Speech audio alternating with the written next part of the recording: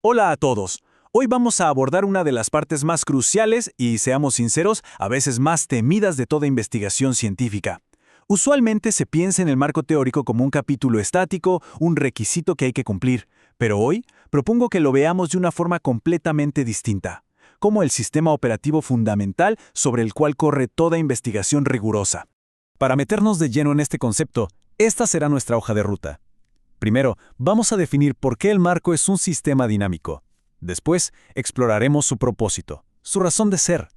Le haremos una especie de disección para entender su anatomía.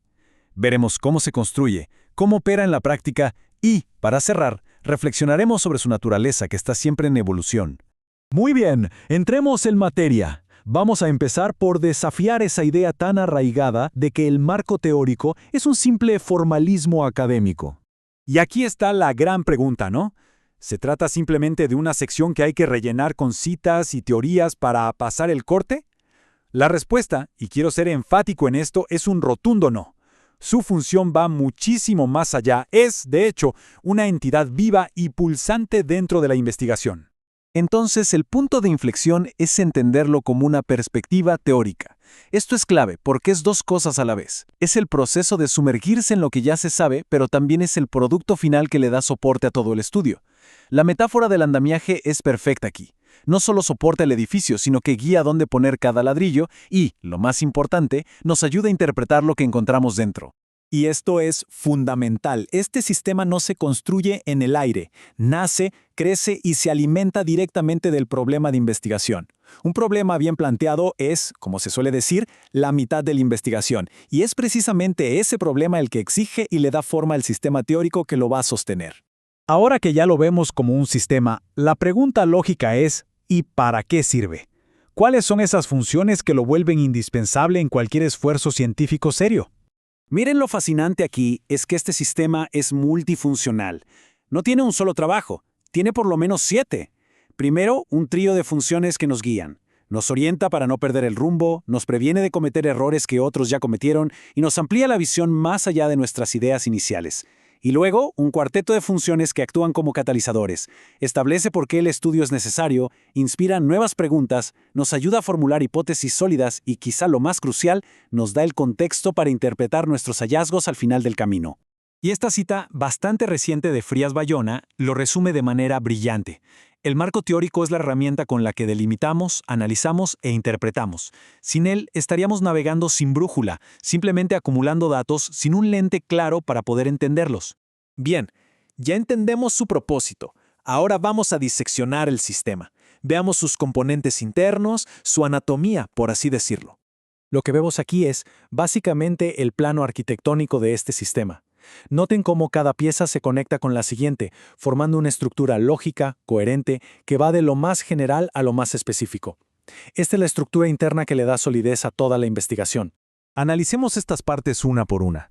Los antecedentes nos ubican, nos dicen qué se ha hecho antes, nos meten en la conversación científica. Las bases teóricas son el corazón del sistema, los grandes modelos que explican el fenómeno. La definición de términos, bueno, es para asegurarnos de que todos hablemos el mismo idioma. Las hipótesis son nuestras predicciones informadas, nuestras apuestas inteligentes. Y finalmente, las variables son los elementos concretos que vamos a medir y analizar. Cada componente es un engranaje esencial en esta maquinaria. Ok, ya sabemos qué es, para qué sirve y de qué está hecho. Ahora, la pregunta del millón: ¿cómo se construye este sistema en la práctica? El proceso se divide en dos grandes fases. Primero, una inmersión profunda y, sobre todo, analítica en la literatura existente. No se trata solo de leer, sino de analizar con ojo crítico. Y segundo, con base en esa revisión, se pasa a la construcción misma del marco, integrando y sintetizando la información de manera coherente. Ahora, para la construcción hay dos estrategias principales. Por un lado, está el método de mapeo, que es más visual, más conceptual, ideal para quienes piensan en diagramas y conexiones. Por otro lado, tenemos el método por índices, que es más lineal, más estructurado. Es como construir el esqueleto de un libro antes de escribir el contenido. Ojo, ninguno es inherentemente mejor que el otro. La elección depende mucho del estilo de quien investiga y de la naturaleza del tema. Ahora bien, una vez que nos sumergimos en la literatura, ¿qué podemos encontrar? La respuesta a esta pregunta es la que va a determinar qué estrategia específica debemos adoptar para construir nuestro marco. Y esto ilustra perfectamente la necesidad de ser flexibles. Quien investiga debe adaptarse. Si existe una teoría sólida y completa que aplica a nuestro problema, fantástico, se adopta. Si hay varias, pues toca elegir la más pertinente o incluso crear una síntesis. A veces solo hay hallazgos dispersos. Entonces, el trabajo es organizarlos en una perspectiva coherente. Y si el campo es muy nuevo, hay que buscar inspiración en áreas relacionadas. La construcción no es una fórmula rígida, es un acto de adaptación estratégica. Pasemos ahora a ver cómo este sistema no solo se construye y se queda ahí, sino cómo funciona como una herramienta viva a lo largo de toda la investigación. Aquí vemos su genialidad. El sistema tiene un doble rol. Trabaja en un ciclo completo. Antes de recolectar los datos, nos ayuda a afinar el plan, a saber exactamente qué medir y a justificar por qué es importante hacerlo. Pero su trabajo no termina ahí. Después de tener los datos, vuelve a ser protagonista para ayudarnos a interpretarlos, a compararlos con lo que ya se sabía y, en el mejor de los casos, a construir nueva teoría. Y en la era digital, claro, no estamos solos en esta tarea. Pensemos en herramientas como Atlas-T.I. No solo codifican datos, permiten encontrar patrones en cientos de páginas de entrevistas de una forma que sería casi sobrehumana. O software como Decision Explorer, que visualiza las conexiones complejas entre ideas. Son, en esencia, extensiones de nuestra propia capacidad analítica. Bien, hemos cubierto bastante terreno.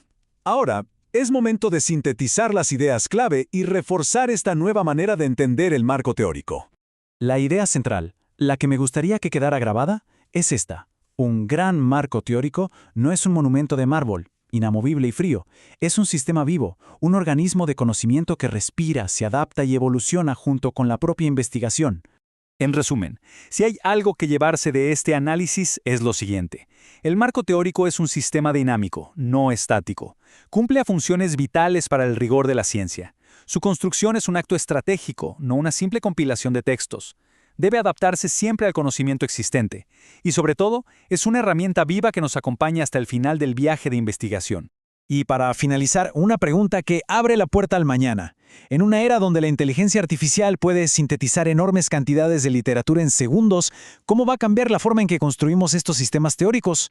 ¿Será una colaboración, una automatización o algo que todavía no imaginamos? El futuro de la ciencia, en gran parte, depende de cómo respondamos a esto.